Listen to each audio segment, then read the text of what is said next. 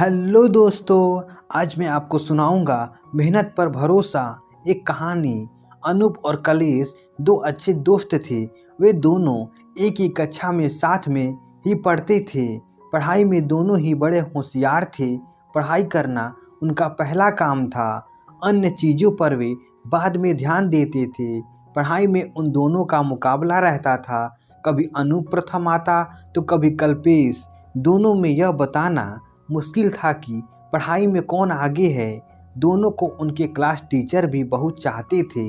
Class के सभी बच्चे उन दोनों का बहुत आदर करते थे, क्योंकि वे दोनों पढ़ाई में होशियार होने के साथ ही साथ दयालु और नम्र स्वभाव के थे। कक्षा 8 की परीक्षा हुई। दोनों ने जमकर परीक्षा दी। परीक्षा का रिजल्ट भी घोषित हुआ। इस बार का परीक्षा में अनूप और कलेश तो क्या, क्लास के सभी बच्चे और खुद अध्यापक भी हैरान रह गए थे। हर परीक्षाओं में तो अनूप और कल्पेश लगभग साथ साथ ही रहते थे। मतलब कभी अनूप कल्पेश से 10-15 मार्क से आगे रहता तो कभी कल्पेश अनूप से। मगर इस बार न जाने क्या हुआ कि कल्पेश ने अनूप से लगभग 50 मार्क से बाजी मार ली थी। परीक्षा के रिजल्ट के बाद दोनों स्कूल से घर लौट रहे थे। अनूप ने कल्पेश से कहा, क्यों कल्पेश, इस बार तो तुम मुझे बहुत पीछे छोड़ गए। मेरा ऐसा भाग्य कहाँ जो तुम्हारे मार्क्स पा सकूं।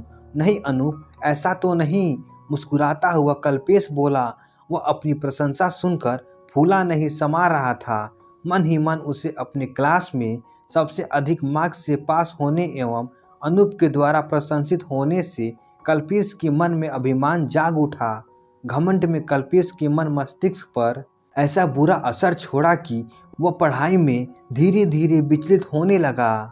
क्लास में जब शिक्षक पढ़ाने लगते तो वह दूसरे बच्चों से बातें करने लगता। एक दिन शिक्षक इतिहास पढ़ा रहे थे।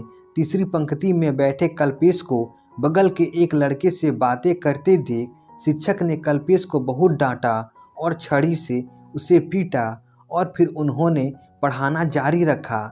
इस सज़ा से कल्पेश का क्लास में बातें करना तो बंद हो गया, परंतु पढ़ाई पर इसका कोई प्रभाव नहीं पड़ा। वह घमंड में आकर अनूप से भी कम बोलने लगा। धीरे धीरे परीक्षा आने लगी। क्लास के सभी बच्चे जी जान से पढ़ाई में लग गए थे। कल्पेश बहुत ही आराम में था, क्योंकि उसे पता था कि क्लास में पहला नंबर उससे कोई नहीं छीन सकता है। परीक्षा हुई। कुछ दिनों बाद परीक्षा का रिजल्ट आ गया। इस बार अनूप क्लास में सबसे पहला आया था, जबकि कल्पेश इस बार अपना परीक्षा का रिजल्ट देखकर चौंक पड़ा। वह परीक्षा में फेल था। कल्पेश की अपनी करनी का फल मिल चुका था। तो इस कहानी से हमें यह सीख मिलती है कि ज़िंदगी में हमेशा अपनी मेहनत पर भरोसा करो। तो दोस्तों, आशा करता हूँ ये कहानी आपको अच्छी लगी होगी। ऐसे ही मज़ेदार कहानी सुनने के लिए हमारे चैनल को सब्सक्राइब कर दीजिए।